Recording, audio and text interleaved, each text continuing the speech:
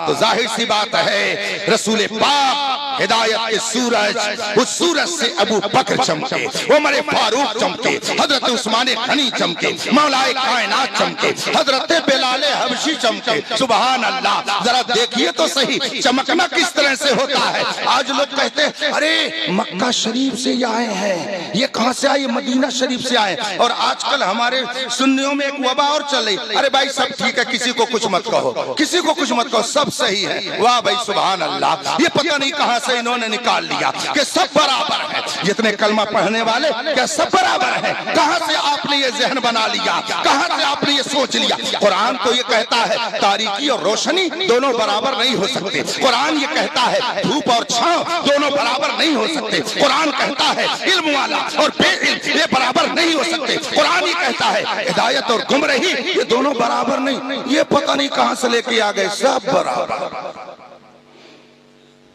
इसी को क्या कहा जाता है? अब अगर हम कह देते हैं तो लोग कहते हैं लो हजरत सबको सुलह कुल्ली बना करके गए और आप ये नहीं देख रहे हैं कि आप क्या कर रहे हैं। याद रखिएगा हलवा और गोबर को एक करने का जो काम करेगा तो उसका नतीजा बेहतर। हाँ, एक बाल्टी शरबते रूह अफ़ज़ा हो। शरबते रूह अफ़ज़ा को याद रखिएगा, अभी रमजान आ रहा है, 2 ही 4 रोज 6 रोज के एक हफ्ते के बाद आ जाएगा। शरबते रूह अफ़ज़ा हो, एक बाल्टी शरबते रूह अफ़ज़ा और उसमें एक कतरा पेशाब डाल दीजिए। बताइए बाल्टी का पानी पाक रहेगा कि नापाक हो जाएगा? शरबत पाक रहेगा कि नापाक हो जाएगा? एक कतरा पेशाब के पड़ने से पूरी बाल्टी का शरबत नापाक हो गया। अरे भाई कैसा मसला आप लोग बता रहे हैं? सही बता रहे हैं ना? अरे डरिए नहीं भाई, जो जानते हो बताइए क्या हो जाएगा वो? अच्छा, एक बाल्टी शरबते रूह अफ़ज़ा और उसमें आपने एक कतरा पेशाब डाल दिया। चाहे पेशाब एक कतरा डालिए, चाहे शराब एक कतरा डालिए, दोनों का हुक्म एक ही है। पूरी बाल्टी का पानी नापाक हो गया ना। अब आप जरा गौर कीजिए, नुकसान किसका हुआ? नुकसान किसका हुआ? अरे भाई शरबत और पेशाब को जब मिलाया गया तो नुकसान किसका हुआ? शरबत का। पेशाब का कुछ नहीं नुकसान हुआ, शराब का कुछ नहीं नुकसान हुआ। शराब तो पहले भी नापाक थी, पेशाब पहले भी नापाक था, और पहले शराब वो शरबते रूह अफ़ज़ा क्या था, अब क्या हो गया? तो बताइए नुकसान किसका हुआ? याद रखिएगा, सुन्नी अगर बदअकीदा से दोस्ती करेगा, सुन्नी अगर बदअकीदा से मिलेगा तो उनका कुछ नहीं नुकसान होगा। वो तो पहले ही से है, वो तो पहले ही से है, उनका नहीं नुकसान होगा। नुकसान शरबते रूह अफ़ज़ा ही का होगा। ये चमकते दमकते सुन्नियों के चेहरे, जिनके दिल में रसूल पाक की मोहब्बत पाई जाती है, जिनके दिल में सहाबा की अज़मत पाई जाती है, जिनके दिल में अहले बैत की अकीदत पाई जाती है, जिनके दिल में अइम्मे मुज्तहिदीन का एहतराम पाया जाता है, जिनके दिल में सच्चे उलमा की अकीदत पाई जाती है, ये जो खुशनुमा फूल है और ये जो चेहरे चमक रहे हैं, अगर ये बदअकीदा के साथ बैठेंगे तो अब जान लीजिए उनका नुकसान नहीं होगा, नुकसान इन्हीं का होगा। इसलिए कि हम ये देखते हैं कि कल जो आबादी सुन्नी थी, जहां पे सब सुन्नी थे, किसी बदअकीदा से मिले तो उस बदअकीदा को तो सुन्नी नहीं बना सके, अलबत्ता ये आबादी जरूर उधर हो गई। कल तक हम ये देखते थे कि जो आदमी रसूल पाक की अज़मत का गुण गाता था, आज कहता है हुजूर ऐसे नहीं थे, हुजूर ऐसे थे, हुजूर को इतना इल्म नहीं था, हुजूर को इतना इल्म था। तो याद रखिए जो सुन्नी सही अकीदा बदअकीदा से मिलेगा उसका कुछ नहीं नुकसान होगा, नुकसान हमेशा सुन्नी सही हो। हाँ, इसीलिए आला हजरत ने फरमाया है सूना जंगल छाई बदली, सोने वालों जागते रहियो चोरों की। हाँ याद रखिएगा, ये मत कहिएगा अरे ये भाई है, ये चचा है, ये भतीजा है, कैसे इनको छोड़ दे। कल मैदान महशर में पता चलेगा कैसे छोड़ा जाता है। कब्र में गए सबने साथ छोड़ा, कब्र में गए सबने साथ छोड़ा। कौन कब्र में काम आएगा? कब्र में उजाला कौन पैदा करेगा? कौन है जो रोशनी देगा? कौन है मैदान महशर में जो शफाअत करेगा?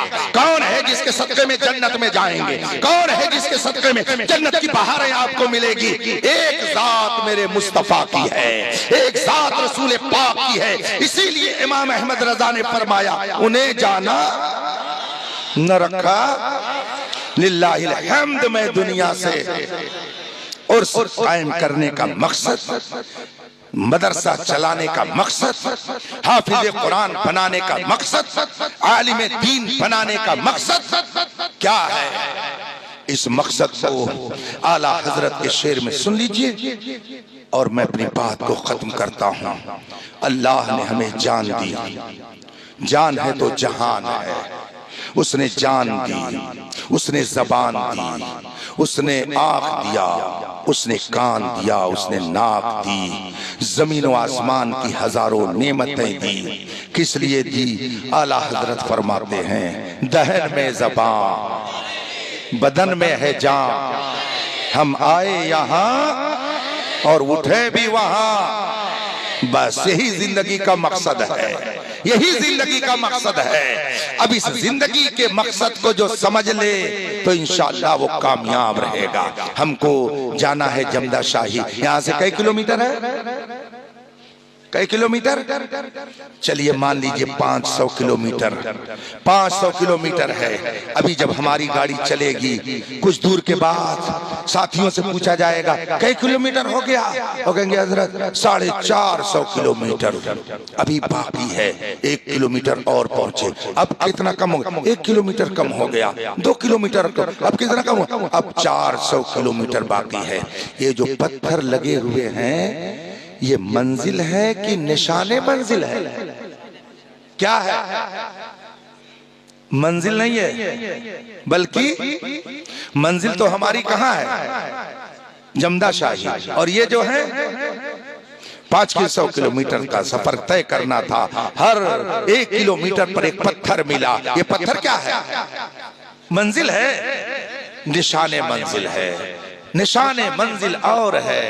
और मंजिल अगर हमने निशाने मंजिल को ही मंजिल समझ लिया और वहीं बैठ गए गाड़ी से उतर करके, 24 घंटा नहीं 24,000 साल वहीं बैठे रहे मगर जमदा शाही नहीं पहुंच सकते हैं। जमदा शाही पहुंचने के लिए आगे बढ़ना पड़ेगा। इसका मतलब है निशाने मंजिल और है और मंजिल और है। ये दारुल उलूम ये मंजिल नहीं है, ये निशाने मंजिल है। कुरान का हिफ्ज करना ये मंजिल नहीं है, ये निशाने मंजिल है। बिल्डिंगें बनाना ये मंजिल नहीं है, ये निशाने मंजिल है। यूनिवर्सिटी कायम करना ये मंजिल नहीं है, ये निशाने मंजिल है। मंजिल हमारी क्या है? ज़ाते मुस्तफा है, रसूल पाक की ज़ात है, दरबारे मुस्तफा है, इश्क़े मुस्तफा है। तभी तो डॉक्टर इकबाल ने कहा था कि मोहम्मद से वफा तूने, ये जहां चीज है क्या लो।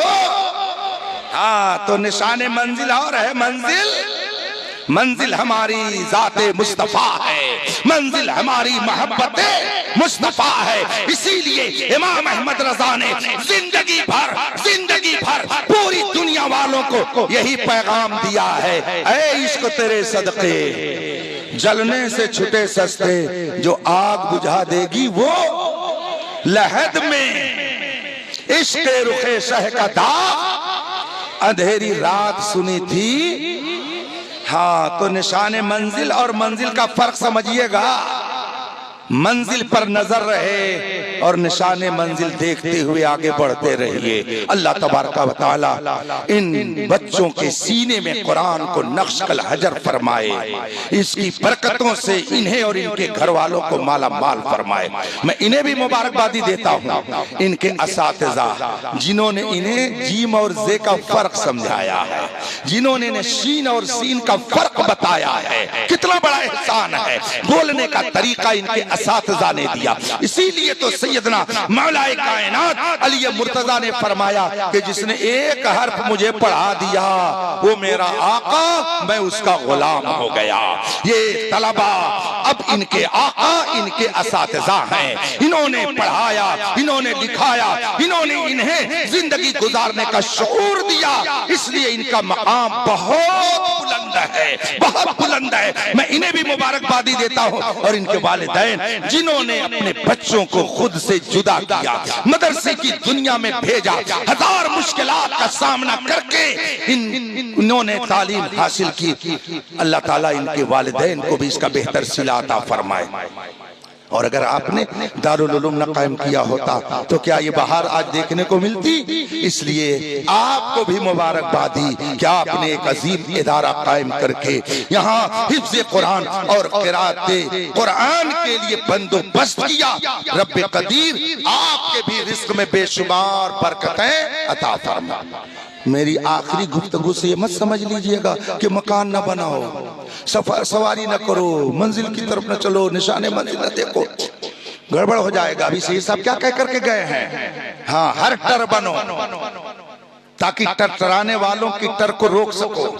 अभी कह के गए ना, डॉक्टर बनो, बेहतरीन डॉक्टर बनो, इंजीनियर बनिए, बेहतरीन इंजीनियर बनिए, लायर बनिए, शानदार लायर बनिए, महाजन बनिए, खूब बड़े महाजन बनिए, मुफ्ती बनिए, शानदार मुफ्ती बनिए, मुनाजिर बनिए, बेहतरीन मुनाजिर बनिए, वरना पता चलेगा कि 150 मुनाजरे का ऐलान करने वाला जाहिल मुतलक नजर आएगा। इसलिए अब जो है मुनाजिर बनिए तो शानदार मुनाजिर बनिए, हाफिज बनिए तो शानदार हाफिज बनिए, कारी बनिए तो शानदार कारी बनिए, मुफस्सिर बनिए तो बेहतरीन मुफस्सिर बनिए, लायर बनिए तो बेहतरीन लायर बनिए, सब बनिए, मगर सबसे पहले मुस्तफा के वफादार बनिए। सबसे पहले मुस्तफा के वफादार बनिए। और मुस्तफा की वफादारी का दर्स जो बरेली ने दिया है, जिसको मसलके आला हजरत कहा जाता है, इसी पे कायम रहिएगा इंशाअल्लाह। यहाँ भी सुरखुरू रहिएगा और रहिएगा। मेरे मुर्शिदे गिरामी हुजूर ताजुश शरिया का फरमान है, जिंदगी ये नहीं है इसी के लिए, जिंदगी है नबी की, नबी के लिए। ना समझ मरता है जिंदगी के लिए, जीना मरना है सब कुछ नबी के लिए। मसलके आला हजरत पे कायम रहो, जिंदगी दी गई है।